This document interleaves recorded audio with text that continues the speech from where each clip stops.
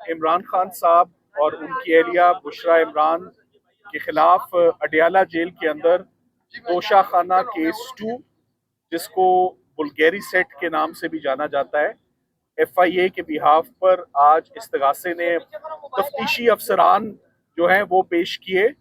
और आज तफ्तीशी अफसरान ने जो नैब के गवाह थे अपना बयान कलम बंद करवाया, और उन बयानों के बाद उनके ऊपर बहुत मुफस्सल जिरा हुई, जिसके बाद एक दफ़ा फिर आज सरकार का केस बहुत बुरी तरह से एक्सपोज हुआ। मैं आपको तोशाखाना केस के ऊपर कुछ ब्रीफिंग देना चाहता हूँ कि ये तोशाखाना केस बहुत अरसे से हम सुन रहे हैं। तोशाखाना केस, इसका मतलब ये नहीं है कि एक बहुत पुराना केस है और वही चला आ रहा है। इसका मतलब है कि तोशाखाना केस को बार बार मुख्तलिफ पाकिस्तान की इन्वेस्टिगेटिंग एजेंसीज पकड़ती हैं और मियाँ बीवी को प्रोसिक्यूट कर देती हैं। सबसे पहले आपको याद होगा कि जज हमायूं दिलावर साहब ने इमरान खान साहब को 3 साल की सजा तोशाखाना केस में ECP वाले रेफरेंस में उन इमरान खान साहब को सजा हुई। उसके बाद थाना कोसार में मियाँ बीवी के खिलाफ एक FIR दर्ज हुई तोशाखाना गिफ्ट पर। उसके ऊपर दोनों मियाँ बीवी की आज दिन तक जमानत इंटैक्ट है और जमानत पे कार्रवाई चल रही है। तो ये थाने की कार्रवाई हो गई। उसके बाद नैब आ गई और नैब ने ऊपर नीचे बहुत जल्दी में, जब साइफर केस कंक्लूड हुआ, जब इद्दत निकाह केस कंक्लूड हुआ, तो नैब ने अपना हाथ सीधा किया तोशाखाना केस में, मगर उन्होंने चूज किया कि हम तमाम तोहफों में से एक तोहफा सिर्फ सिलेक्ट करते हैं। ये ऐसे ही है जैसे मेरे आगे 10 कैमरे पड़े हुए हैं, तो वो कहेंगे कि आज का केस सिर्फ एक माइक की हद तक, बाकी माइक फिर किसी दिन हम प्रोसिक्यूट करेंगे। ऐसे क्रिमिनल लॉ नहीं होता, मजाक उड़ता है क्रिमिनल लॉ का। ये अब्यूज है क्रिमिनल मशीनरी की, और इसको हमेशा से कंडेम किया है कि ऐसे नहीं हो सकता। सो नैब ने बगैर जिरा मुकम्मल हुए, बगैर 342 के बयान के, चूंकि बहुत जल्दी में इमरान खान साहब की कन्विक्शन चाहिए थी, तो नैब 14 साल की कन्विक्शन ले गई, जिसको सिर्फ 15 दिन हमें लगे उस कन्विक्शन को गिराने में। इसी तरह ECP की कन्विक्शन को भी जमानत लेने में सिर्फ 15 दिन लगे। मकसद ये है कि क्या सरकार के रिसोर्सेज, क्या criminal justice system on repeat एक ही कपल को बार बार डिफरेंट इन्वेस्टिगेटिंग एजेंसी से प्रोसिक्यूट करने के लिए, क्या ये इन्वेस्टिगेटिंग एजेंसीज का मकसद यही रह गया है? और अब क्या चल रहा है कि अब फेडरल इन्वेस्टिगेटिंग एजेंसी यानी FIA वो आ गई है मैदान में, उसी तोशाखाना को पकड़ के कि हम क्यों पीछे रह जाएं, हम भी इस पर अपना मुकदमा चलाएंगे और हम भी हाथ सीधा करेंगे। सो ऐसी कोई नज़ीर नहीं मिलती क्रिमिनल लॉ में कि एक ही ट्रांजेक्शन को, एक ही अलेज्ड क्राइम को, एक ही सो कॉल्ड जुर्म को मुख्तलिफ पाकिस्तान की तफ्तीशी इदारे पकड़ते हैं और वो आते हैं और वो उसके ऊपर। और अफसोस की बात ये कि सारों के पास वही गवाह है, सारों के पास वही एक इनामुल्लाह शाह है और सारों के पास वही एक सुहेब अब्बासी है। ये दो गवाह बार बार ऑन रिपीट, और वो हर तफ्तीश में आके कहते हैं आज हमें सिर्फ इस तोहफे की हद तक याद है बात। सो एक मजाक बना हुआ है इस ट्रायल का। अब तो हम मजाक ही कहेंगे इसको, कि अब ये सीरियस प्रोसिक्यूशन तो रही नहीं है, लाफिंग स्टॉक बन चुकी है, इसको हम कहेंगे।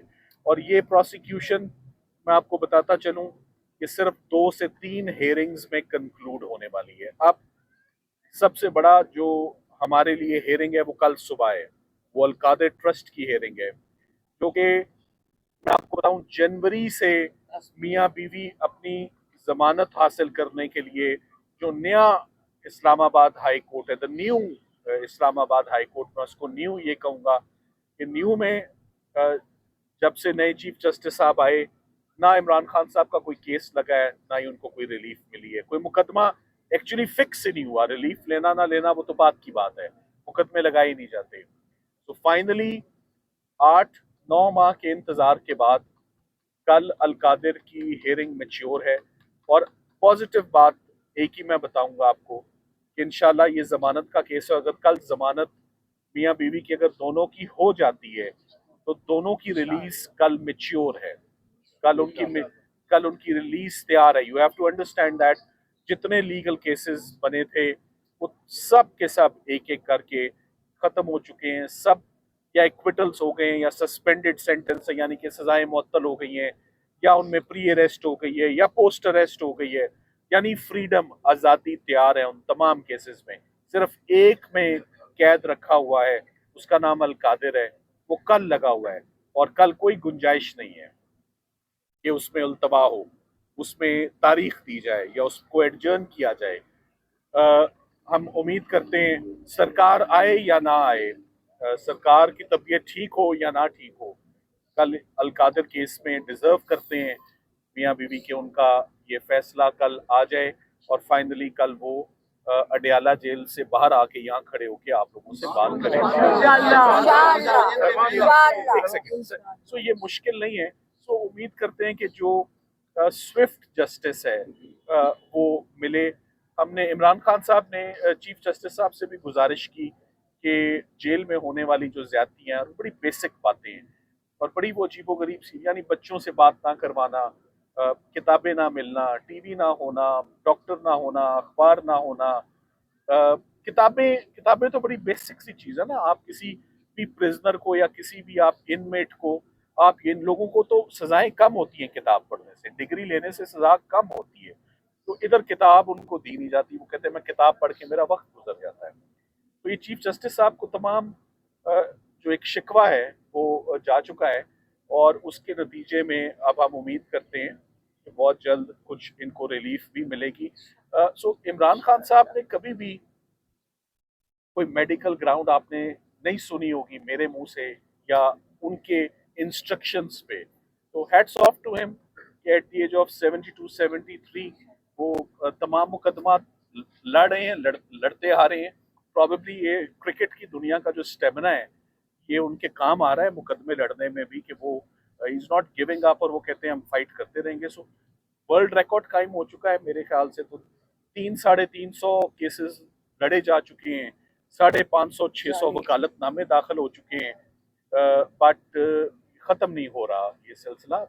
काफ़ी ज़्यादा अब ये ड्रैग हो गया है, बहुत ज़्यादा इम्तिहान लंबा हो गया है। तो उम्मीद करते हैं कि कल चीफ जस्टिस साहब इस्लामाबाद हाई कोर्ट के, जिनसे काफ़ी ज़्यादा गिले शिकवे इकट्ठे हुए हैं, वो कल ये पिटिशन सुने और जैसे इससे पहले तमाम केसेस में इंसाफ होता है वो कल इंसाफ करें और ये जमानतें एक्सेप्ट करें ताकि कल इनकी रिलीज मुमकिन हो। इससे पहले कि जो शाहरुख अर्जुमन साहब, फाजिल जज साहब जो इस वक्त तोशा खाना में बहुत तेजी से प्रोसिक्यूट कर रहे हैं, हमारी झोली में एक और केस सुराग हट जाए, तोशा खाना 2 की सजा, फिर आप अक्सर लोग सवाल पूछते हैं, मैं हैरान होता हूँ उस बात पे, क्या लीगल टीम की नाकामी नहीं है, क्या लीगल टीम इनकॉम्पिटेंस नहीं है? लीगल टीम इंसान है और लीगल टीम का स्टेमिना बहुत ज़बरदस्त है, मगर उतना अच्छा नहीं है जितना इमरान खान साहब का है। उनको तो मैंने कहा ना हैट्स ऑफ टू हिम, क्योंकि वो तो जेल के अंदर है, हम तो बाहर हैं मुकदमे लड़ते। मगर 300-350 केसेस को लड़ना ये रियलिस्टिक नहीं है, ये लीगली मुमकिन नहीं है, मगर किया है। तो 300-350 काफ़ी है। अब 400-500 का फिगर ना ही टच किया जाए तो मेरा ख्याल है बेहतर है। सो शाहरुख अर्जुमन साहब वाला केस 100% इक्विटल का है। जब एक केस बार बार उसमें जमानतें हो चुकी हैं और बार बार किस्तों में, देखें वो किस्तों में केस नहीं चला करते कि आज सिर्फ इस तोहफे की हद तक देने वाला भी एक, लेने वाला भी एक, गवाह भी वो, सिर्फ जज बदल बदल के आते हैं, इन्वेस्टिगेटिंग एजेंसीज बदल बदल के आती हैं। इसी को हम अब्यूज ऑफ पावर, इसी को हम अब्यूज ऑफ अथॉरिटी और इसी को हम बैड फेथ कहते हैं तफ्तीशी एजेंसीज का। इसी को हम कलरेबल एक्सरसाइज ऑफ पावर कहते हैं कि पाकिस्तान की तमाम तफ्तीशी टीमें, तमाम एजेंसीज एक ही क्राइम को लेकर बैठी हुई हैं कि अब हमारी बारी और अब हमारी बारी। सो मेरी तरफ से आज इतना ही। बाकी आप सलमान साहब एक सवाल ले लें सर। 2 साल से FIA, नैब और सरकार मैदान में है, आप भी मैदान में उनके अगेंस्ट।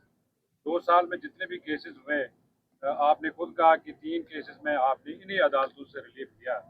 बावजूद नामसाइद हालात के आप ये केसेस लड़ते रहे और इन्हीं अदालतों से आप रिलीफ भी हासिल करते रहे। क्या वजह है कि अब आपका जस्टिस सिस्टम पर से एतमाद उठता हुआ नजर आ रहा है और आप कह रहे हैं कि अब इंसाफ की उम्मीद नहीं है? इसकी वजह क्या है? इसकी वजह बड़ी सिंपल और स्ट्रेट फॉरवर्ड है, आपको समझ आएगी।